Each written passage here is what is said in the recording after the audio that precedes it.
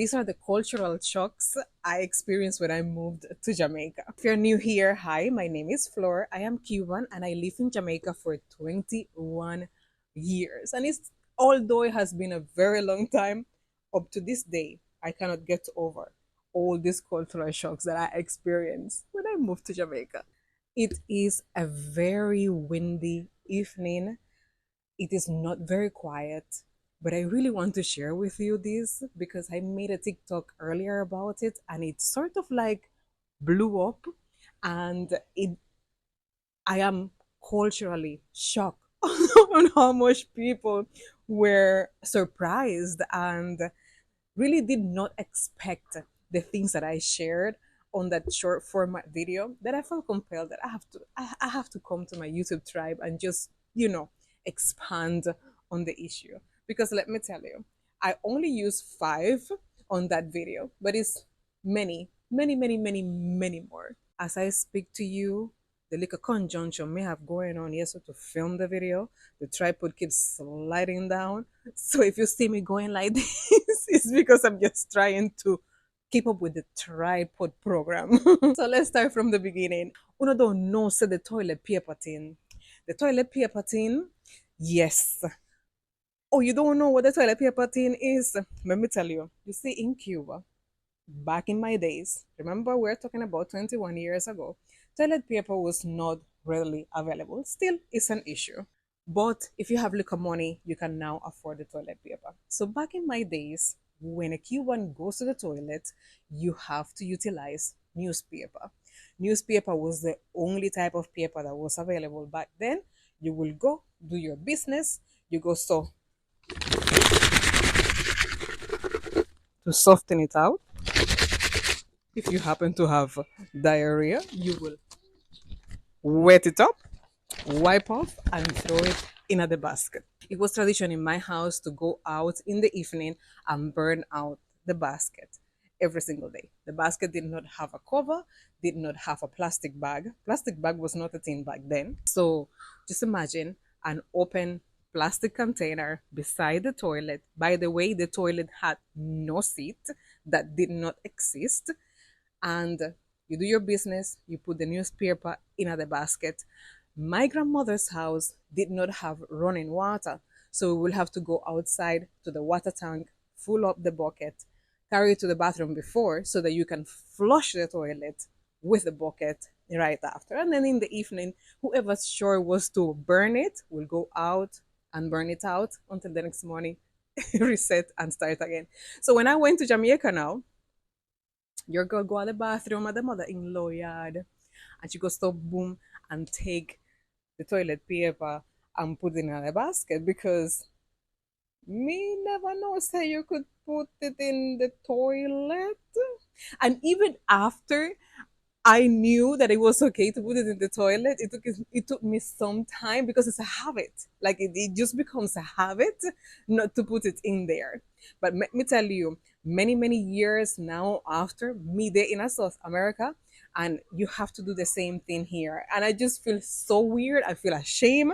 I feel embarrassed that after living my entire life like that, after throwing the paper in the basket my entire life, all of a sudden it has become an issue for me. Not a good look. Always remember where you come from, my girl. Humble yourself. So let me know in the comments what you think about this issue with the toilet paper. What is your opinion about using newspaper instead of toilet paper and the whole process involved? So, a next thing that shocked me in the early days, and this is like my memory taking me back to when I just arrived to Jamaica. I was living in my mother in law house with my husband. We did not have a place to stay as yet. She had a helper, she still her helper to this day, and she cooked, the helper cook. And that was also a shock to me because I was not accustomed to having help within a grow up with help. Helper is not a word utilized in Cuba, none at all. I think maybe Fidel Castro had a helper. I think he had a lady from Santiago who used to cook for him and thing. But other than that, maybe people who own an Airbnb will have somebody that come and clean for them. That's about it. But helper was not really in our vocabulary. Like that that is a part of Jamaican culture that shocked me, and I was not able to adjust to, because up to this day I have not have a living helper. There is a lady that comes and clean my house 2 times for the week, and that's about it. I have not been able to take that part of Jamaican culture, which is the helper. And if you're new to Jamaica, yes, in Jamaica it's very common to have a helper, it's very common to have a nanny, especially if you are a business owner, if you're of a certain monetary status. It is normal to have more than one helper. It is normal to have a gardener. It is normal to have a nanny. It is normal to have a nanny per child. It is very affordable and it's very common. And let me know what you think about this. So, going back to the helper situation. So, the helper cook the food, and this is when the shock is coming. The helper cooks the food. She cooked the rice and peas. I don't remember what else, but I do remember a big pot of meat. And in my mind, they are keeping a party. In my mind, it's a little surprise welcome party for me or something. Although the entire reception that I received from the family was not party celebrating in conducive by any means. I was very surprised. Nonetheless, she cooked the big pot of meat, and I my husband come from the road, and I asked him, is there a party I keep? And he's like, no, why you asking? I said, I put big pot of meat there in the kitchen for. And he's like, that's just dinner. And I'm like, what? How many people are going to be eating tonight? How can somebody, what? How can you cook so much? Now, don't believe that my husband is a trillionaire, millionaire. Not like that. My mother-in-law was just a sales rep, and she was a single mom. My husband was still in school. The other two sisters were still in school. The only source of income coming into that household was hers. So don't think say that is a big feast because I'm rich and whatever it is. It's just normal. And of course, if you're Jamaican, I don't have to tell you, you know it is normal. Coming from a place where, and this is when I get to expand on this big pot of meat situation, coming from a place where one chicken, and I know you're laughing at how I said chicken, go ahead, I love it.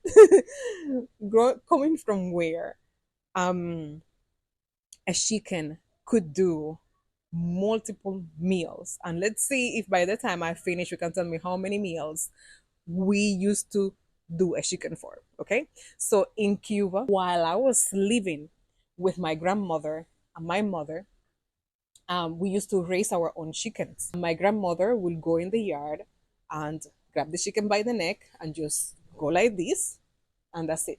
We did not cut off the head or anything like that, because the neck was my grandmother's favorite part of the chicken. So after she will twist the chicken neck, she will hang the chicken by the foot so that all the red substance that run through your veins will run to the chicken neck, so that it will get, almost like a sausage. So she will take the neck, the chicken foot, the very tip of the wings, and the intestines, meaning chicken gizzard, chicken liver, not the tribes, but everything, not the lungs, but everything else, and make a soup. Okay, so that was one meal. That evening, we will have that soup with those things inside of it, some ground produce, and that was it. Keep track, of how many meals. Okay, so the next meal, it was three of us. The next meal will be like for the weekends. Like we will do the leg for one, the thigh for the other, and then the wing. I think, if I remember correctly, my grandmother did love the wings. So I will have the leg, my mother will have the thigh, and my grandmother will have the wings. And usually the chicken breast was reserved for my auntie whenever she came back from her workplace. She used to work in another province because she was doing social services. So when she come, the chicken breast would be safe for her.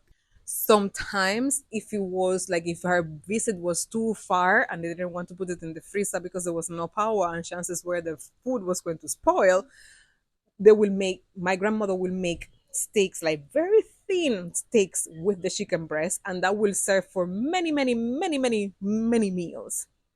So the same thing will go with the chicken back. So everybody will get just one small piece of chicken, and this chicken will last for many meals. We will not eat chicken every day. So if we have the soup today, then tomorrow will be something else, and after tomorrow will be something else. So many, many, many weeks with this one chicken. Now you let me know in the comments when it was the last time, when it was the last time that you had only one, and I'm not saying that having one piece of chicken is bad. Let me know when it was the last time you had only one piece of chicken on your plate for dinner. I would love to hear that. That is when it was with the meat. It took me some time to get adjust to it. It also took me some time to get adjust to the pepper. But that, that is something that in Jamaica you cannot get away from. Everything is very peppery, everything has pepper in it. But it was it was a cultural shock because a lot of times the meat just left over and nobody ate it, and it was in the fridge, and it roll and it roll and it roll, and it sometimes just spoil and it just goes to waste. And that is something that will never happen in Cuba.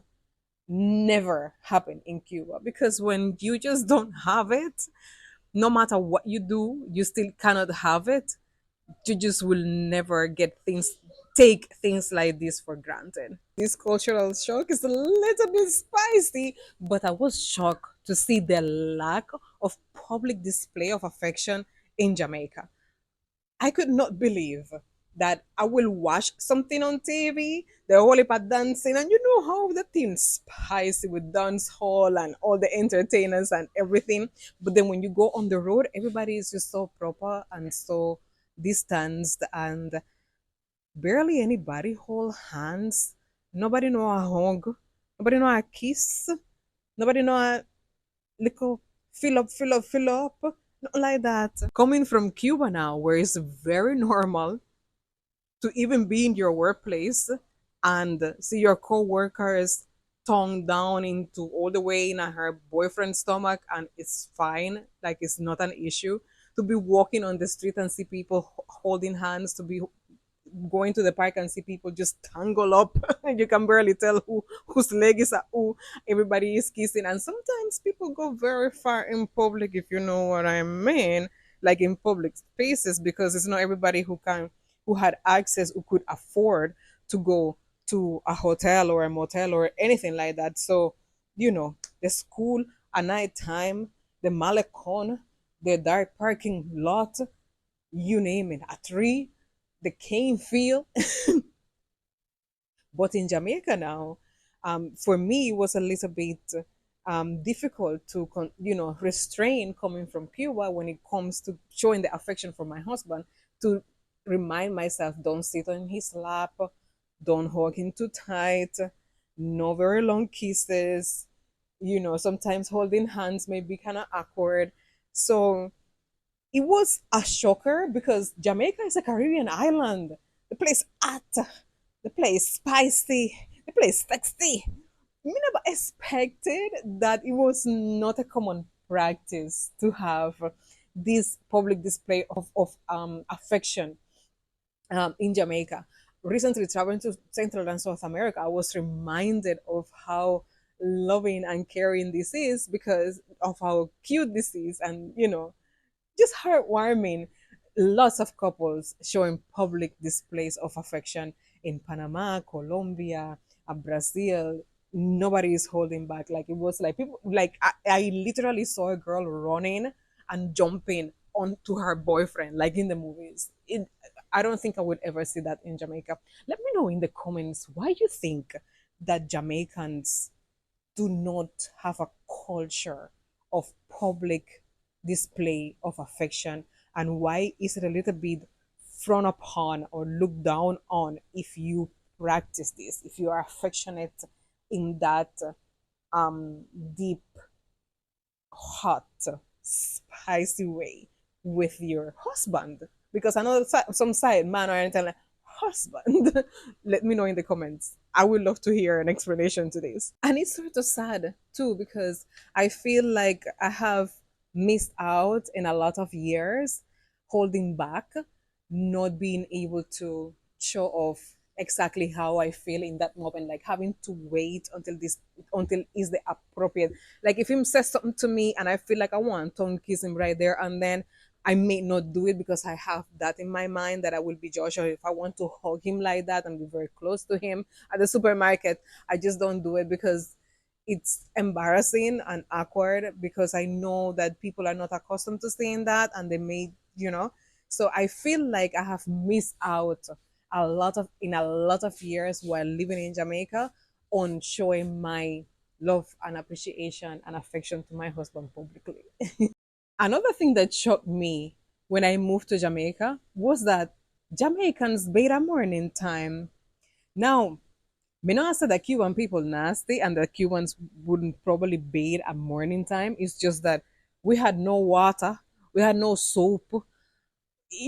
Everything was just so restricted. You cannot splurge in an extra shower. So you will bathe when you're about to go to bed. That's an only one time a day. That's about it. In the morning time, a Cuban woman go in the bathroom and wash her private parts them. They lick a bucket of water, like a little cup of water, a little cup of water and a little soap and go about her business. And the man then wash them face and would go about it. Well, you brush your teeth, of course, and go about them. So you see Jamaicans now, Jamaicans wait a morning time. When I moved to my mother-in-law house in Kingston, my sisters and my mother-in-law will be a morning time. My girls get in the shower and they bathe head to toe, and so is with everybody that I have interacted with. Shower busy at morning time. Jamaicans bathe at morning time. And would Cubans bathe at morning time? Of course Cubans would have bathed at morning time if we did have it. And this is funny because somebody, Niña, shh, come down from there, bolo chimilo, shh, the cats. Shh. So if Cubans did have the resources, of course, I hope so. One other big adjustment I had to do when I moved to Jamaica was that I had to wear a brassiere. Listen, up to this day, and don't tell anybody, don't tell anybody. I still struggle with the brassiere thing. To me, it's like a straight jacket, okay? I had three kids, I breastfed all three of them. To this day, it's still a struggle. But once you're going to be going to work, no matter what you're doing, you cannot go to work without a brassiere, okay? And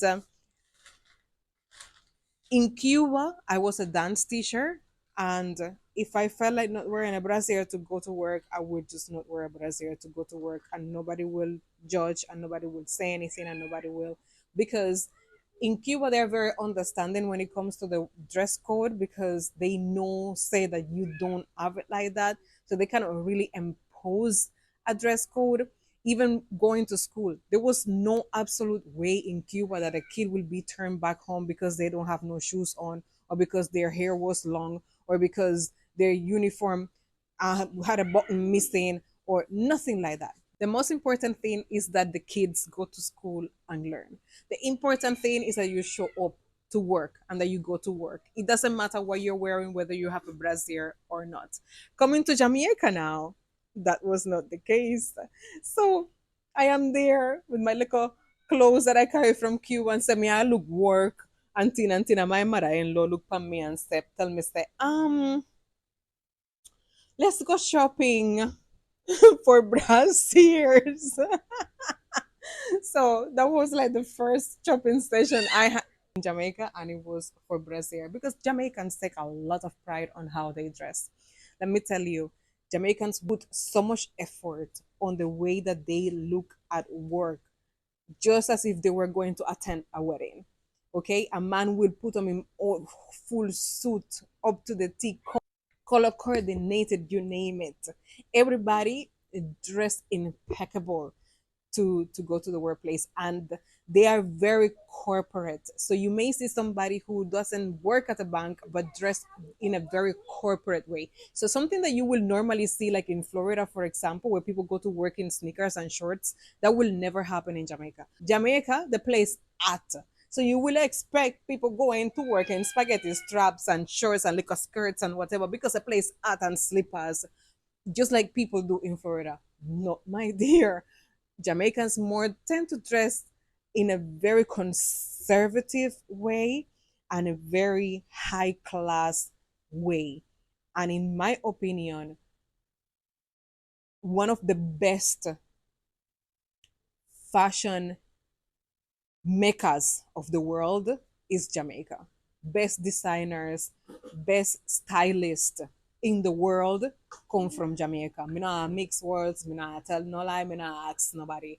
Me I tell one of this. And even when people compliment my style, if you follow me from Instagram, you know that my Instagram is at Cubana that style. When people compliment my style and they're like, oh, because of Cuba and the Cuban influence, I'm like, no, Cuba has absolutely nothing to do with this. I mean, I'm not saying that it is not within my spirit and my DNA. And of course, I am Cuban and I am the one coming up with these ideas for these outfits, but it is all influenced by the many, many, many years that I've lived in Jamaica and being amongst great stylists such as the late Dexter 3D and Bootleg Rockstar and many more. So it is all Jamaica.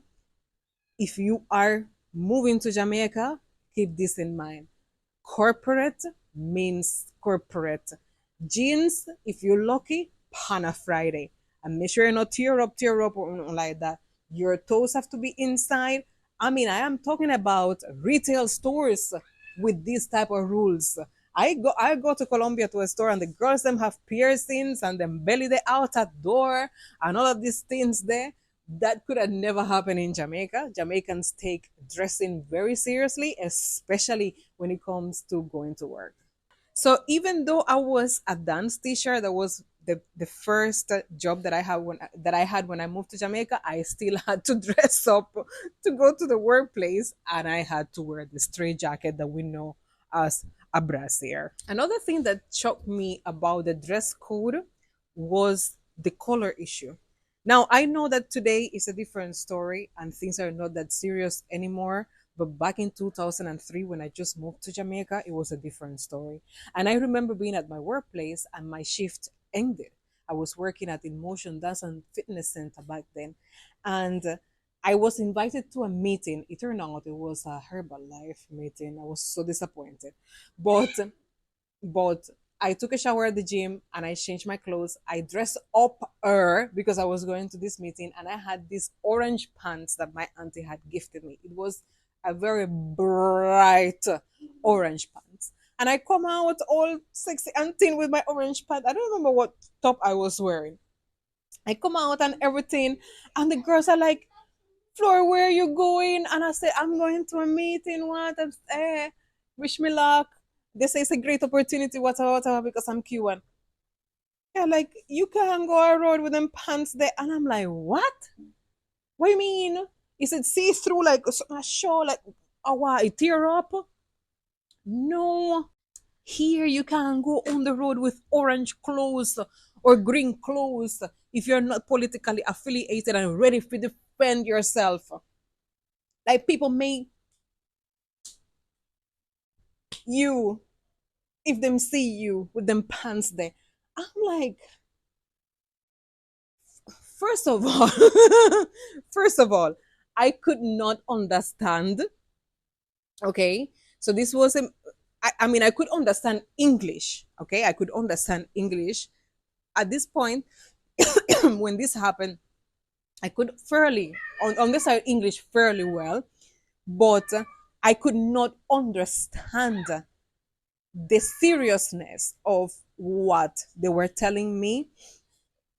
I could not relate, none at all. And it's been since recently that I have become acquainted and a little bit more understanding of Jamaican politics, because where I come from in Cuba, there is only one party, the Communist Party, and it don't even have a color.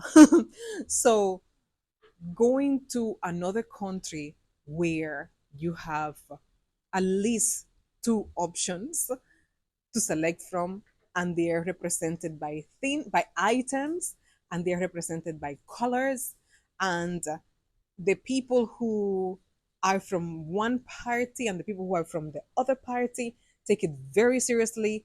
And there was a lot of things involved with this whole realm that I cannot share here because, but you can do a little research about Jamaican politics and the history so that you understand. So it was very shocking to me. This was a big shocker to me, to have to now completely eliminate two colors from your closet. Not that I had a lot of clothes or anything like that, but I will think twice before I bought something that was orange or that I bought something that was green. And looking back at the clothes that I had back then, I can tell you, say that orange pants was the only orange thing I had until recently, where these have become more normalized and it's not a big deal anymore to wear a orange or a green piece of clothing. But back then, trust me, I was absolutely shocked. Another thing that happened in the workplace that was very funny, I had a red ink pen. And this may be like, maybe this is not a very common Jamaican thing, but bear with me. The Jamaica that I have experienced have been molded by the people that I have had close interactions with. And these were the people at the workplace. And I was writing one day a letter to my mother with red ink. In Cuba, it was very special to write with red ink because red was the color of love, and it was very unlikely that you will find a red pen. So if you had a red pen to write, you will write anything that was very important and loving and whatever it is with the red ink. Well, I was at the workplace writing a letter to my mother because somebody was going to Cuba, and I was going to send the letter to her. Can you imagine? There was no email, no WhatsApp message, no text messages back then. 2003. Isn't this a great time to be alive? It's incredible.